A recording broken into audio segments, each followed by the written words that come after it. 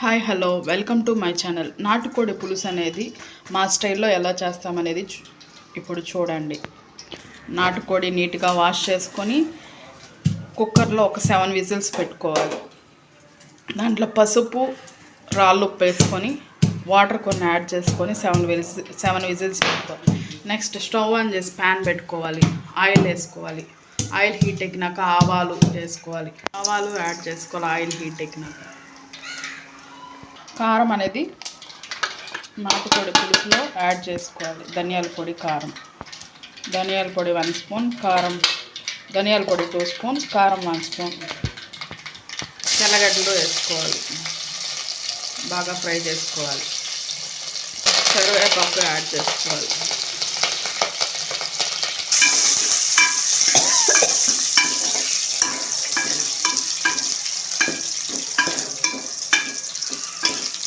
వేగిన తర్వాత నాటుకోడి యాడ్ చేసుకోవాలి.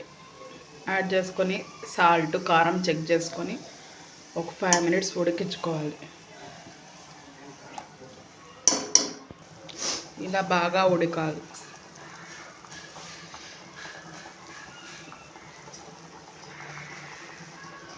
ఫైనల్గా నాటుకోడి పులుసు అనేది ఇలా వస్తుంది. ఇది రాయలసీమ స్పెషల్ రాగి సంగట్లోకి, అలాగే ఇడ్లీ, దోశ, చిల్లుగారికి కాంబినేషన్ చాలా బాగుంటుంది. మా వీడియో మీకు నచ్చినట్టయితే ప్లీజ్ లైక్ అండ్ సబ్స్క్రైబ్.